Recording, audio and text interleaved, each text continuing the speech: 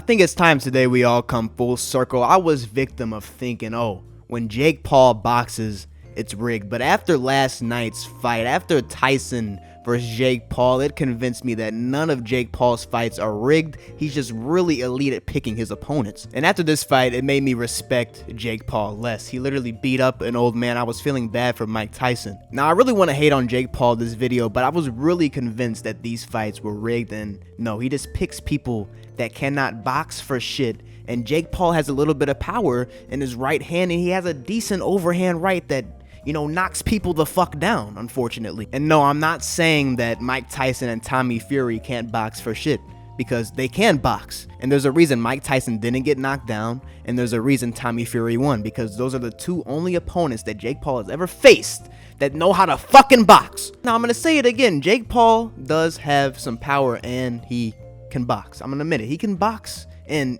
he's decent. You know, he knocked down Tommy Fury. He's knocked down every opponent he's faced, or knocked out every opponent he has faced. But let's think about the opponents real quick. Nate Robinson. What's his accomplishments? Well, he made it to the NBA, and he's a slam dunk contest champion. Ben Askren. What's his accomplishments? Well, he got knocked out in the fastest time ever in the UFC. He also got knocked out by fucking Jake Paul. Oh, but he faced fucking Woodley. Woodley's a fucking animal. Listen, bro, Woodley's notoriously known for being the most boring UFC champion of all time. The Woodley fight and then beating Lyle. What did you think about watching the Woodley fight?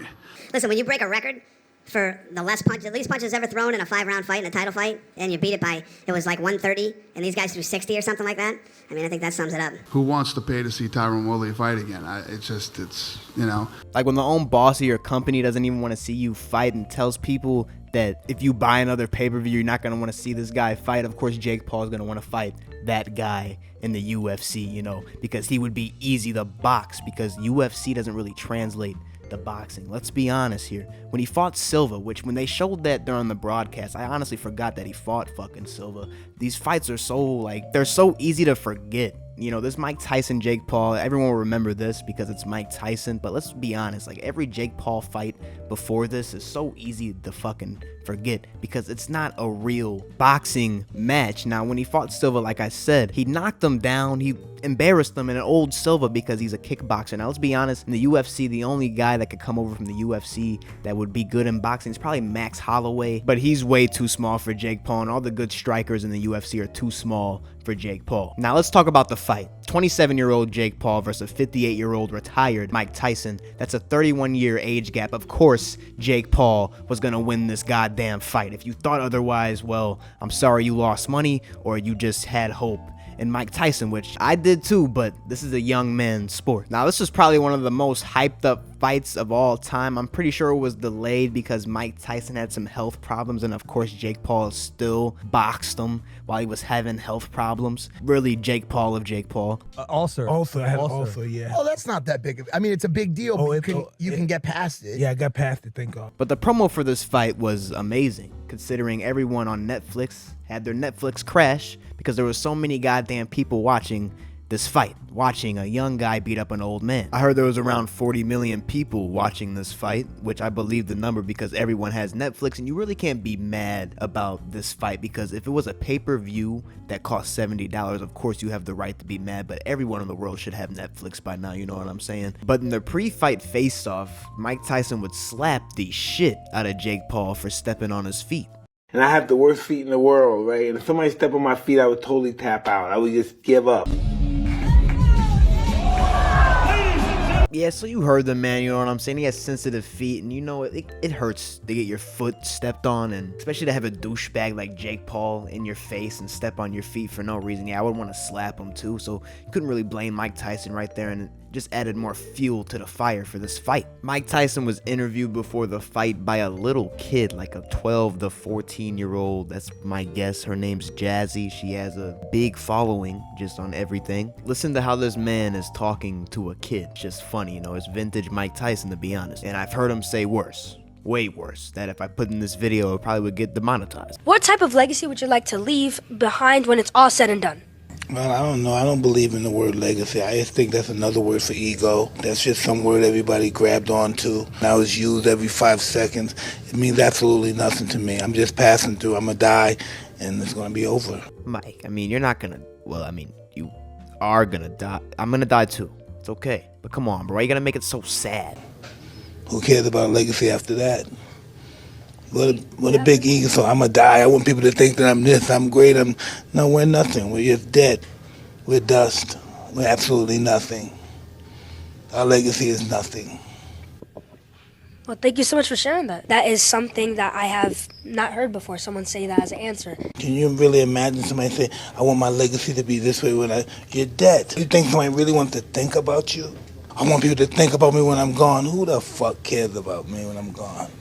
Who the fuck cares about me when I'm gone? I mean, real shit, you know what I'm saying? But that is like a little kid, so, you know, I'm not gonna tell Mike Tyson how he should talk around other people, you know what I'm saying? But can we shout out the ring girls for this fight? I mean, just amazing. Probably the best part of the fight was the ring girls. Just enormous fucking knockers. It was quite the pleasant viewing, if you ask me. And then we got the fight after that, which wasn't quite the pleasant viewing because it made me feel bad for Mike Tyson, like almost teared up a little bit. Just watching an old man get beat up, it's not fun. And of course you had the old heads, not even just old heads, there was a bunch of people that were like, if Mike Tyson just catches him one time, he has to connect one of his powerful fucking punches, has to land on Jake Paul, he's gonna knock him the fuck out. Listen, he's fucking 58, 60 years old, you know what, I'm giving him 60, rounding up, he's 60 years old. That's not the same Mike Tyson that was knocking people out in the first round, winning belts at 20 years old. That's not the same guy, and anyone that thought otherwise,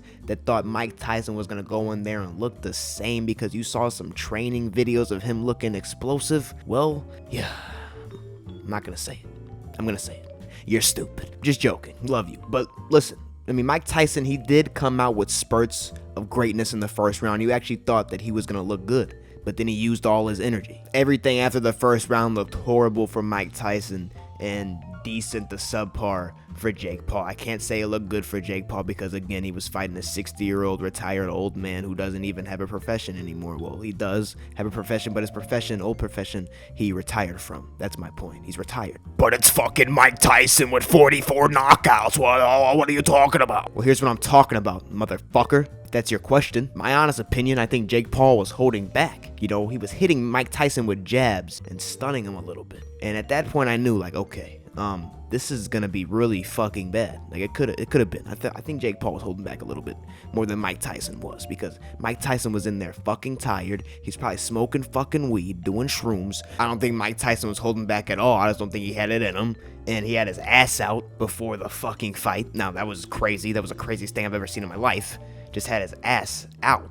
Like, I didn't know that was a thing. Like, you just walk around in your locker room. You know how you see people warming up in the locker room before a fight. This dude kissed someone, another man, which that's fine. You know what I'm saying? If you swing that way, you swing that way. Then he walks around with his ass out. What's your prediction? Vicious win.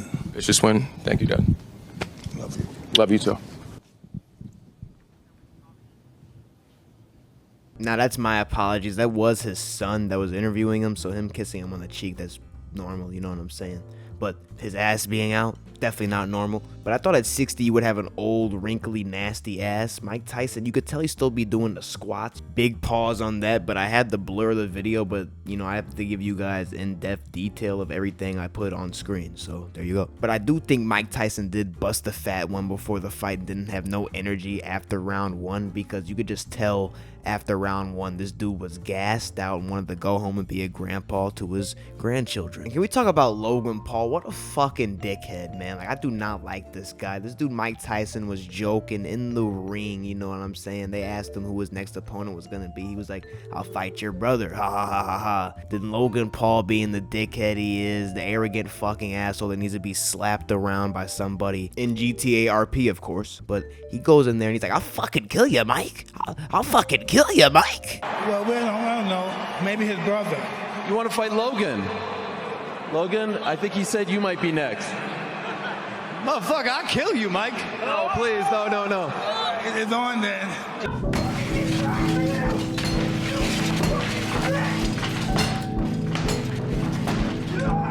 Logan Paul gives me a gut-wrenching feeling, like when I hear him, when I see him just seeing that too, it gives me a feeling throughout my body. Jake Paul, still kind of the same thing. You know what I'm saying? He beat up an old man for a very long time, gave him more CTE than he already has. Yeah, this the Paul brothers, it shows their true character, who they are. You know what I'm saying? Now, as far as Mike goes, yeah, there's gonna be the people that talk about this is gonna tarnish his legacy. To me, this doesn't tarnish his legacy. He's just out here having fun. And when it comes down to it, when Mike's all gone from this world, when it's all said and done, when he has no more fights left to fight, we'll be talking about this and how this affected his legacy. Are we going to be talking about how he knocked people out so fucking quick they couldn't even fucking think?